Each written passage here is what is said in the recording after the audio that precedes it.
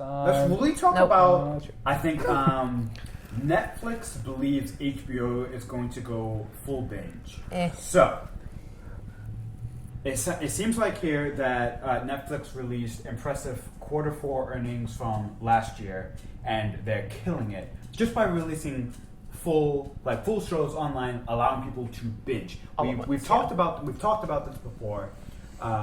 Where do you draw the line? Binging versus releasing things week by week. And as we know, Netflix seems to be the binge king. HBO is the release week to week, especially with Game of Thrones specifically, and Westworld week to week. And honestly, it seems both models work for their respective studios. But what's going on here? What is happening? Well, if I may Please. I think the first thing you have to look at is from a production standpoint, correct? You take an entire series, Luke Cage, Unfortunate Events, and you just blast it out all at once, right? That's a lot of production, a lot of post-production that needs to be done all at once, right? Your end product has to be polished. There is no going back. There is no taking viewer ratings. There is no research. There's no kind of like research and development, if that makes sense. So you're saving costs on that. You're just kind of throwing it out there and just hope for the best, right? On the flip side, when you go week to week, you are spending a little bit more time in post-production. You are spending more time researching. You are looking at trends and so forth. There's a lot more, what coming out. So I guess the question is, HBO, I would say to a degree, AMC, some of those shows where there are some very classic, very amazing shows that have come out, like Breaking Bad, Game of Thrones, they're considered some of the best shows ever, right? Sure. Yeah. And they come out week to week. And I agree. And to a degree, they're the best shows week to week because those those development groups, they've looked at things, they've adjusted, they've fine-tuned it to a point where, it can't fail because they've done all this research and statistics and this and that, right? So I guess the question is, can Netflix with the binge model, can you come out with a series that can compete with what? Stranger Things? I haven't watched it. Yeah, you need to. Okay. But a lot of, honestly, it seems to be more shows than not that they release. Yeah. Very, very, very well. But are we talking though? There are two ways to judge film or television, right? True, yeah. There's economically, Yeah. right? How much money does it bring the studio?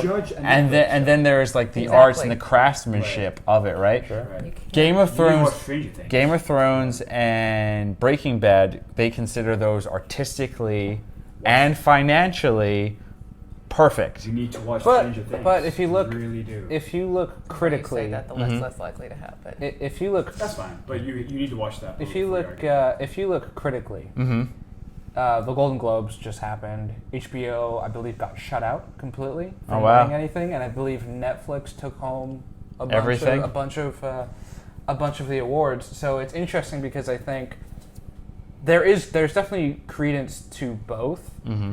I think with a show like Game of Thrones, I think part of what makes Game of Thrones incredible, especially now over 6 years, is the build up to each and every episode, the reaction, the week-long conversation. That in and of itself has become, for a lot of people, just as enjoyable as watching the show itself. Mm-hmm. Having that week to digest it. I mean, that's why you see so many... Same thing with Westworld. Yeah, exactly. You need that time. Yeah. The podcasts to listen to on your car ride. Yes. Reaction shows about the shows. LuZoCast.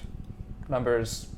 LuZoCast. LuZoCast. Literally, it's hundreds of thousands of people. We are definitely not alone. I listen to talking about 3 podcasts about reactions to the show, right? So I can understand. Well, a binge show is great, but you don't because you're watching 3 or 4 in a row.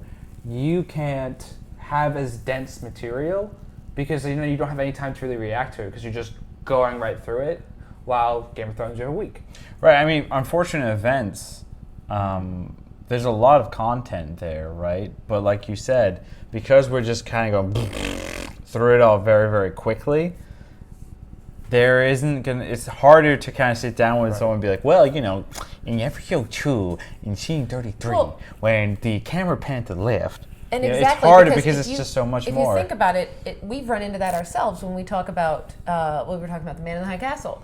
And you two are behind us as far as what we've seen. sure. And for us, it's hard to talk about it with you because the episodes all just meld into one. Right. For us. So yeah, it's like, I don't, well, has this, never mind, that didn't happen. I don't know what you're talking about. I think more simpler shows or shows that are more Voltron. more that are more focused that aren't as such intricate stories. Like a Game of Thrones is such an intricate story, it would never work as a binge. You would lose a lot of the content. For most seasons, right? And like I binged the first 3 seasons of Game of Thrones because I was behind like when I started it. Right. And while I enjoyed them while I watched it, I don't remember as much of it as I do the seasons 4 through 6, which I watched week to week, was able to react to, respond to, and everything. So I think there are certainly a show that has one purpose or just one major plot thread with a few characters, I think works as a binge, and I think the more complex shows should be week to week. Let me ask this question. How likely is it that someone films an entire show and just releases it week to week? So you still have the continuity of like a full plot arc of someone who just films an entire show and then releases it all at once, like with Netflix.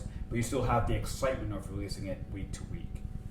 Well, that's what I was going to say is how I was going to ask that. Actually, thought about that earlier. Is do they not? I feel like that's actually how they shoot things like Game of Thrones, though. They don't wait and shoot it week to week. They shoot. They have a filming schedule. They shoot everything. They may still be cutting, but they shoot everything before they're done. It depends. So it depends. It's on principal. the It's principal photography. So in HBO's case, it's they shoot the first 5 episodes prior to the first release or something of that nature. No. Game of Thrones Well, does that's the how whole thing. No, yeah, Game of Thrones does the whole because thing it's before they're a done. higher production, but That's a the show impression I got too. like Walking Dead does the first, right? So when it comes out, the first half of the show has been shot. But then they have Explains the month and a half hiatus, and then they start shooting that second half when the first half is airing. Right. And then a show like The Flash and the CW shows are shot like a month before they air. Yeah, they should. That any That's any more show like tightly that, wound. Right. any most like. But I do traditional agree with shows this shut that though. out. Like shows like for the networks need to figure their stuff out because let's face it, Those are the worst. that of all. format is dying.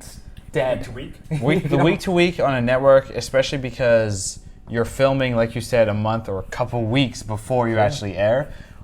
Shows like The Flash and all the CW shows, if they took, I think, CW. the binge format and they shortened the season to like 10, 12, you'd Made get more much focused. richer stories, you'd get much more interesting things, you'd get more repeat customers because, let's face it, at the end of the day, the art, the craftsmanship, the awards, that counts for whatever, but it's the repeat customers and the They've proven what advertisements Well, and to take and all your that, earlier so. point of the research and everything, that's the problem that Arrow ran into last year. They had the big reveal of someone's dead in this casket. They hadn't figured it out when they first aired and they shot it. And then as the show went on, people kind of figured out like, it's going to be, can't be this character or this character. And then they responded and like, oh my God, I don't know who we could kill at this point. Because they went through scenarios where it was like just about everybody in the show. And they're like, well, crap, I guess it has to be Laurel. Like that's what they decided. We're going to run into that problem because we're writing our own web series and, we're going to do it week to week, right?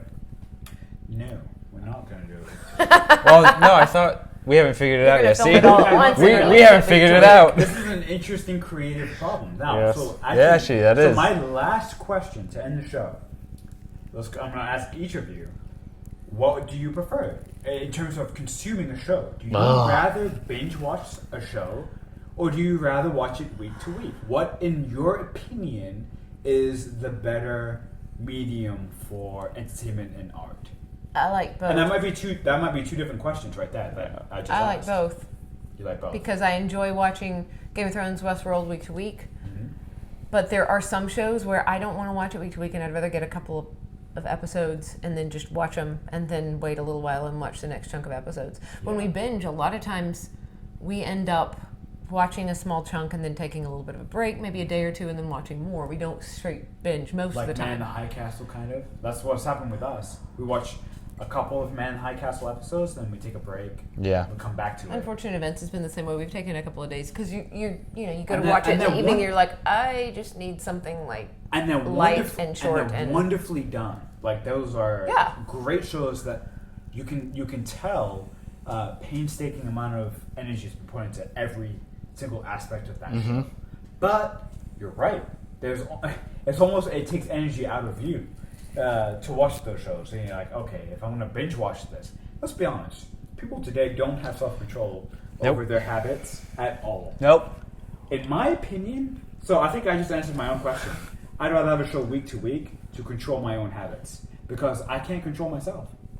So for me, I would say dramatic shows week to week, comedies binge. I think comedies work really well when you binge them because you don't need to necessarily pay as much attention. There aren't as Parks many and Rec is overarching. There aren't as many overarching themes and things aren't as tightly wound as a dramatic show where you really need to absorb everything. A comedy is there to make you laugh, give you a couple jokes here and there, and I think those work really well to binge. Nice. I agree on the sitcom. Binge is fine, but I think it's hard because there are some shows which I would love that were just like binge worthy, like Stargate, for example, right? When Stargate SG-1 first came out, it was week to week. I enjoy it so much more now that I can binge it because I can just go back to back to back to back to back to back. If they were to all of a sudden say, hey, we're going to just do a new Stargate show and we're just going to do the binge format, I'd be okay with that. But then on the flip side, if they were like, oh, we're going to do Battlestar Galactica again and we're going to do the binge format, I'd be like, no. I would prefer the week to week. I think it really does come down to the particular show and my own level of interest in that show. Very personal. Yeah. And where you are in life at the time, what you got going on outside of sitting and watching television shows. For sure. So does this sound like then Netflix should perhaps just keep their formula of releasing shows binge worthy, and then maybe HBO should just stay week to week?